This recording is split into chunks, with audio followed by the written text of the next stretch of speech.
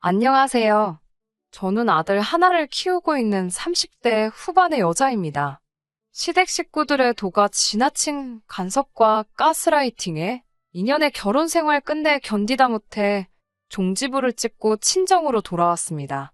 저와 남편은 먼 친척의 주선으로 만나게 되었습니다. 저는 당시 대학을 갓 졸업해 중소기업에서 일을 다니고 있었고, 남편은 시어머니와 함께 떡집을 운영하고 있었습니다. 저보다 9살 많은 남편은 외모도 준수하고 성격도 서글서글해서 저로서는 왜 아직까지 혼자인지 이해가 안 될 정도였습니다. 저희 친정부모님은 아직 어린 제가 나이 차이 많이 나는 남편한테 시집 가는 걸 못마땅해 하셨지만 사실 당시에 저희 집이 경제적으로 많이 힘들었던 시기였어요. 아버지가 친한 친구분에게 큰돈을 빌려주었는데 그 친구가 연락이 끊어지면서 그 책임을 오롯이 아버지가 지게 되셨거든요. 그래서 솔직히 저는 저라도 빨리 독립을 하는 게 조금이라도 도움이 되지 않을까 생각했어요. 하지만 아시다시피 중소기업 다니는 여자가 벌 수 있는 돈은 한계가 있어서 독립은 꿈도 꿀 수 없었습니다. 그러다 지금의 남편을 만났고 저에게 자기 재산을 이야기하며 계속 저에게 관심을 표했기에 적어도 좋은 남편이 돼주지 않을까 생각했던 것도 사실입니다. 그런 선택으로 제가 이렇게 오랫동안 마음고생을 할 줄은 그땐 정말 상상도 못했어요. 연애할 때는 그래도 저에게 순애보 같은 사랑을 보여주던 사람이었습니다. 저를 보기 위해 새벽부터 저녁까지 일하고도 피곤한 기색 없이 회사 앞으로 찾아오기도 했고, 늘 저에게 결혼하면 최선을 다해서 행복하게 해주겠다고 약속하던 사람이었기에 저도 결국엔 마음을 열게 되었습니다. 하지만 결혼식을 올리기가 무섭게 상황이 달라졌습니다. 당시 시아버지는 이미 오래전에 돌아가셨고 시어머니와 신우가 같이 떡집을 운영하고 있었거든요. 처음에 남편을 소개받을 때만 해도 남편과 시어머니가 같이 공동으로 떡집을 운영한다고 하더니 정작 결혼하고 지켜보니 남편은 그냥 잔심부름이나 하고 정기적으로 받는 월급조차 없더라고요. 게다가 저더러 여자가 무슨 바깥 생활이냐며 때려치우고 떡집에 나와서 신우라도 도우라고 하시더군요. 제가 너무 속상해서 하루는 남편에게 결혼하면 행복하게 해준다더니 이게 다 뭐냐고 하루는 울며 따졌어요. 남편은 사람 일이 어떻게 마음대로 되냐면서 기다리면 좋은 날이 올 거라고 느긋하게 세상 편한 소리를 하더라고요. 한심하고 어이없어서 눈물이 주르륵 흘렀지만 차마 친정에다가 아쉬운 소리를 할 수는 없었습니다. 저는 마음을 고쳐먹고 그래, 어차피 욕을 먹든 어쩌든 나는 떡집에 나가서 일을 해야 하고 그렇다면 죽기 살기로 그 기술을 배워보자라고 마음을 고쳐먹었습니다. 그렇게 해서라도 시어머니에게 인정을 받으면 된다라는 그 마음 하나였습니다. 이런 저를 생각하시면 답답하실 수도 있겠지만 그 당시 저에게 시댁은 유일한 동아줄이나 다름없었으니깐요. 그렇게 2년 남짓 시어머니와 신우의 구박과 핍박을 받으면서도 죽을 힘을 다해서 배웠습니다. 하지만 제가 열심히 일할수록 시댁 식구들은 저를 무슨 일꾼이나 머슴 정도로 여기는 눈치였습니다. 기술을 가르쳐주기는커녕 매일같이 더럽고 힘든 자빌과 무거운 쌀포대를 나르게 시켰고 숨이라도 돌리려고 하면 벌써부터 요령을 피운다, 꾀를 부린다며 저를 서럽게 했습니다. 심지어 남편이 피곤하다는 말이라도 하면 남편은 집에서 쉬라 하고 저만 불러내서 일을 하게 하신 적도 있어요. 하지만 그것보다 저를 더 서럽게 했던 건 떡집을 찾는 단골 손님들에게조차 제가 며느리라는 사실을 밝히지 않으시더라고요. 사실 친정부모님도 제 결혼을 지원해 주실 형편이 되지 못했고 시댁에서도 어차피 친정 상황이 그런데 뭐하러 결혼식을 크게 하냐며 그냥 양가 어른들 모시고 밥이나 먹고 혼인신고나 하면 되지 그러시더라고요. 당연히 저도 여자니까 결혼식에 대한 환상과 기대가 있었지만 남편도 그 순간만큼은 시어머니 의견이 옳은 것 같다며 시어머니 말대로 하자고 하더라고요. 그래서 많은 분들이 제가 떡집의 아르바이트생이라고 생각하는 눈치였습니다. 가끔 이 처자는 누구냐고 물으면 시어머니는 뭐 그냥 도와주러 나온 이라면 말끝을 흐렸거든요. 그런 시어머니의 태도에 결국 힘이 들었던 저는 더는 이렇게 살 수 없다. 이혼을 해야겠다는 결심을 하게 되었습니다. 남편에게도 도대체 내가 지금 당신한테 시집와서 이게 무슨 꼴이냐며 신세 한탄을 늘어놓았습니다. 평소라면 그냥 요령껏 하라며 대충 넘어가려던 남편이었는데 그날따라 제 이야기를 잘 들어주고 자기가 미안하다고 하더라고요. 그리고 부부싸움은 칼로 물베기라 했던가요. 그렇게 남편이랑 술 한두 잔 기울이다가 그만 덜컥 지금의 아들을 갖게 되었습니다. 이혼을 하려는 타이밍에 아이가 들어서니 기쁘기도 하고 두렵기도 하고 마음이 복잡했습니다. 하지만 이유가 어찌됐건 찾아온 생명을 포기할 수는 없었습니다. 그리고 솔직히 아이를 낳으면 시댁에서도 저를 좀 달리 봐주지 않을까 하는 작은 희망도 생겼고요. 남편도 제 임신 소식에 매우 기뻐했고 그런 남편의 모습에 어떠한 변화가 있을지도 모른다는 기대도 생겼습니다. 하지만 시댁의 반응은 뜨뜻미지근했습니다. 특히 신우는 노골적으로 애가 아직 태어난 것도 아닌데 뭘 그렇게 다들 난리냐는 식으로 나오더라고요. 당시 시어머니는 신우에게 금전적으로나 사업적으로 많은 도움을 받고 있었거든요. 그래서 신우가 저에게 적대적으로 행동할수록 시어머니도 한술 더 떠서 저를 미워하시는 게 느껴졌어요. 그렇기에 저는 오기로라도 어떻게든 이 아이를 건강하게 출산해야겠다 생각했고 떡집을 관두고 태교에만 힘썼습니다. 신우는 자기는 애 등에 업고도 집안일이며 떡집일이며 다 했다며 저한테 유난이라고 눈치를 줬지만 이때만큼은 남편이 자기가 제목까지 할 테니 뭐라고 하지 말라며 신우를 막아주더라고요. 그렇게 저는 건강한 아들을 출산할 수 있었습니다. 시어머니는 손자라면서 저에게 처음으로 장하다, 고생했다 말씀해 주셨습니다. 그동안의 서름을 비롯한 여러 감정이 뒤섞여져 눈물, 콧물로 흘러내렸어요. 하지만 신우는 여전히 뭐가 못마땅한지 축하한다는 소리도 안 하더라고요.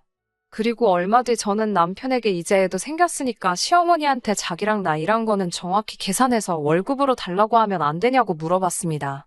그 전에는 저희가 돈이 필요하면 얼마가 필요하다 하고 시어머니한테 타쓰는 시기였거든요. 하지만 이제 아기도 생겼으니 제대로 독립을 해야 하지 않겠냐는 거였어요.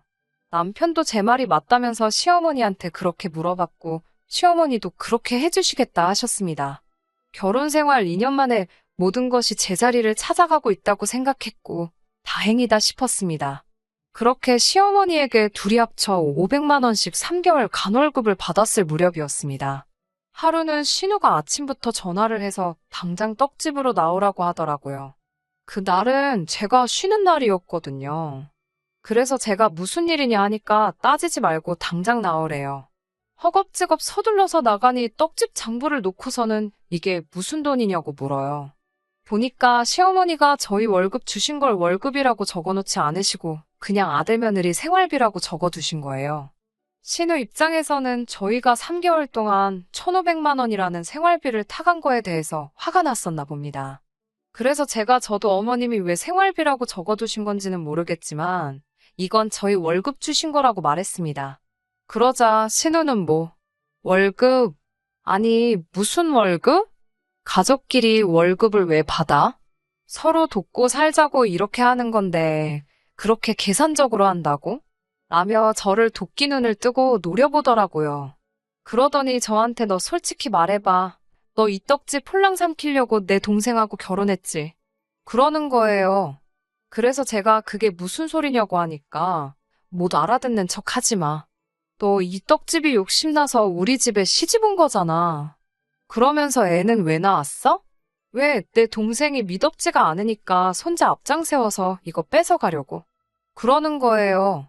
저는 한 번도 생각해보지 않은 일인데 자기 혼자 소설을 쓰더라고요.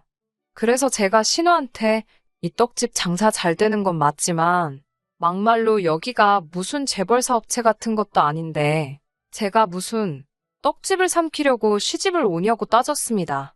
그리고 저 남편 소개받을 때만 해도 남편이 동업자인 줄 알았지만 이렇게 시어머니랑 신우 뒤치다꺼리에 막일이나 하는 머슴신세인 줄 알고 나서도 묵묵히 버텼다. 그것만 봐도 제가 남편 조건 보고 결혼한 게 아니란 걸 모르시겠냐고 쏴붙였습니다. 그러자 신우가 원래 가진 거 없는 애들이 무서운 것도 없지 않냐면서 자기가 보기엔 제가 딱 그 짝이라며. 그러니까 어디 감히 시어머니한테 돈 달라 소리 할 생각을 하냐 그러더군요. 신우의 말도 안 되는 억지를 듣고 있으니 분하고 화가 나고 막말로 차라리 동네 아줌마면 뺨이라도 한 대 치고 싶은데 차마 남편 누나라서 손도 못 대겠고 열받아 죽겠더라고요. 결국 저는 바로 남편에게 전화를 걸어서 당신이 누나한테 상황 설명 좀 똑바로 하라고 했습니다. 그러자 남편은 그렇다고 누나랑 싸우고 있으면 어떡하냐면서 일단 누나한테 미안하다 그러고 얼른 집에 오라더군요. 그래서 제가 남편한테 내가 뭐가 미안한데 사과를 하냐고 나는 못한다고 소리를 지르고 전화를 끊었습니다. 남편이 남의 편이라더니 아니 왜 저한테 사과를 하라고 하는 건지 이해가 안 되더라고요.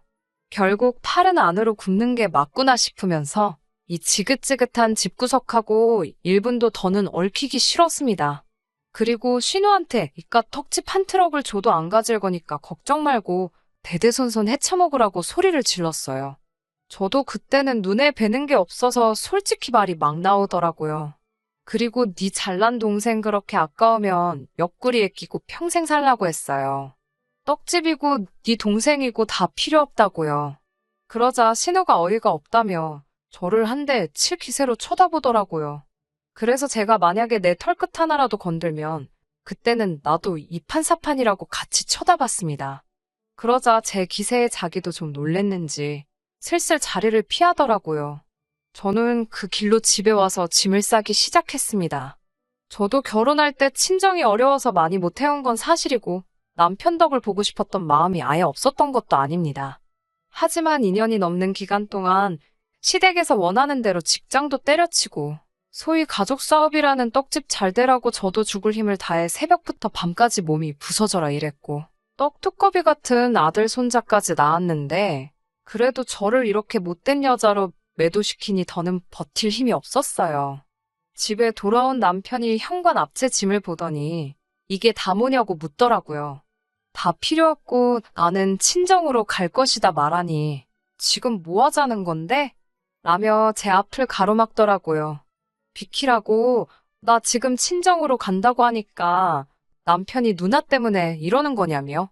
그래도 그 코딱지만한 친정에 가는 거보다 치사하고 더러워도 여기가 낫지 않냐며. 그냥 누나한테 적고 들어가라는데 정말 이 인간이 내 생각을 해주는 게 맞는 건지 내 남편이 맞긴 한 건지 열이 받더라고요. 됐다고 그딴 소리 할 거면 당장 비키라니까 남편이 그새를 못 참고 시어머니랑 신우한테 전화를 걸더라고요. 그래 어디 한번 다 와보라고 한판 붙어보잔 심정으로 있으니 얼마 지나지 않아서 신우랑 시어머니가 집으로 왔습니다. 신우는 문 앞에 제 짐들을 보더니 아주 가지가지한다며 빈정거리더군요. 시어머니는 네가 뭐 나가겠다는데 우리가 뭔 수로 너를 잡냐며 갈 땐 가더라도 손자는 두고 가라 하더군요. 그러자 신우가 손자를 뭐하러 놓고 가라 그러냐며 엄마더러 키우라 그러라고 저더러 데려가라고 했습니다. 전 사실 아들 뺏길까봐 너무 걱정했는데 신우가 그렇게 도와줄 거라곤 상상도 못했네요.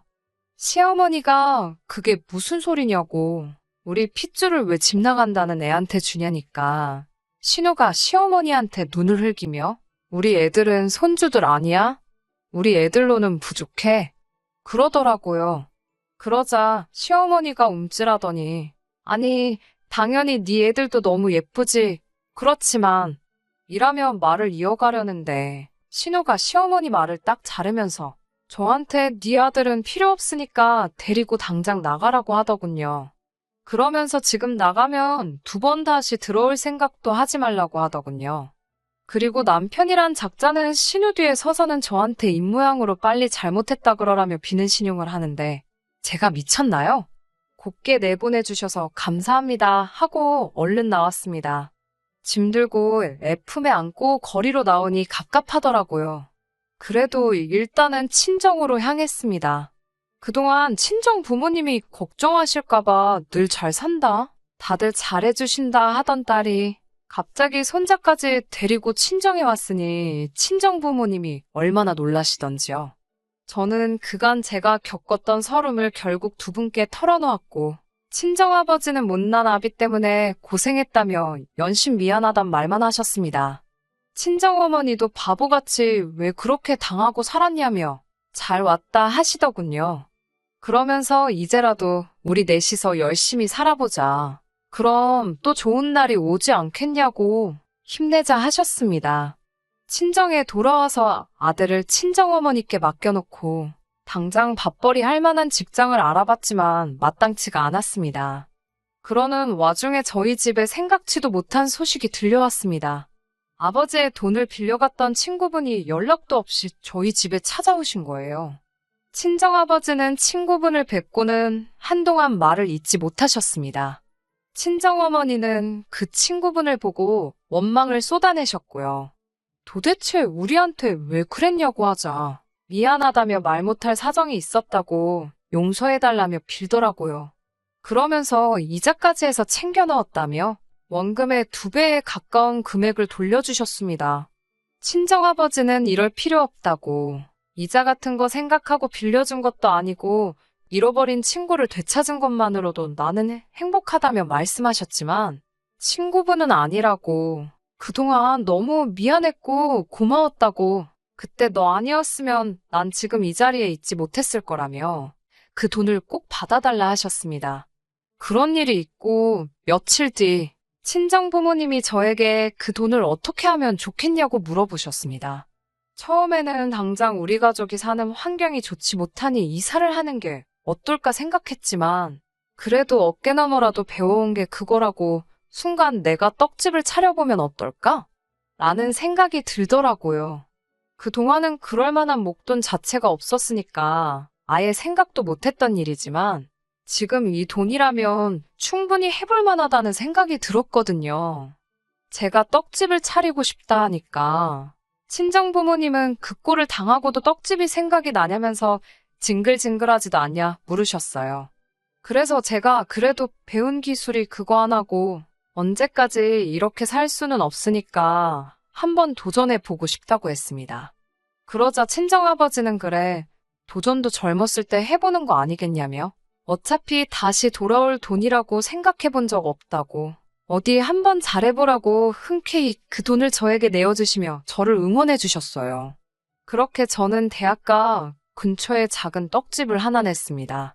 학생들이 간편하게 먹을 수 있으면서 커피하고도 잘 어울리는 디저트로 만들었는데 제가 예상했던 것보다 훨씬 좋은 수익을 내더라고요. 학생들 사이에서 입소문이 나니까 금방 인터넷에서도 유명세를 타기 시작해서 혼자서는 감당이 안 되더라고요. 결국 식당에서 설거지하시던 친정어머니와 건물 관리인으로 일하시던 친정아버지까지 모두 같이 하게 되었습니다. 예전 시댁에서 가족 간 금전관계는 확실히 하는 게 좋다는 걸 뼈저리게 배웠기에 부모님께도 전에 버시던 것보다 훨씬 넉넉하게 급여를 챙겨드렸어요. 부모님은 자식한테 월급을 다 받아본다며 즐거워하셨고 전에 없이 저희 가족은 행복하게 지내게 되었습니다. 그리고 저희 떡집이 인기가 많아지면서 전남편과 시어머니 귀에도 들어갔는지 제가 자기네 기술을 훔쳤다면 난리가 났더라고요. 기술에 대한 사용료를 내라던가? 비록 떡 만드는 기술은 배웠을지언정 제가 그 집 떡을 그대로 가져다 판 것도 아니고 정말 온몸을 갈아 넣어서 배운 기술인데 웃기더라고요. 전 남편은 이혼 서류 잉크도 다 말라버린 이제서야 왕처럼 받들어 모시던 신우며 시모 다 포기하고 저에게 올 테니 자기만이라도 다시 받아달라며 우리 아들도 보고 싶고 어쩌고 하는데 제가 됐다고 했습니다. 나중에 아들이 커서 자기 친아빠가 누구냐 보고 싶다 하면 그때 생각해보자고 했습니다. 시모와 신우 등살에 달달 볶이며 월급도 없이 머슴 생활 하는 게 저한테는 썩 좋은 생활이지 않냐 노래를 부르던 이 사람도 제가 제 스스로의 힘으로 돈을 이렇게나 잘 벌고 있으니 애아빠라는 이유 하나만으로 이제 시댁 등지고 다시 제게 빈대붙으려는 신부 아닌가요? 정말이지 뼛속까지 이렇게 노예근성이 있는 사람이라고는 생각도 못했습니다. 이제 저희 집에도 꽃길만 있을 것 같아요. 정말이지 고생 끝에 낙이 온다더니 행복합니다. 끝까지 들어주셔서 감사합니다. 오늘의 사연은 여기까지입니다. 구독과 좋아요, 알람 설정 부탁드리고 더 좋은 사연으로 다시 찾아뵙겠습니다. 감사합니다.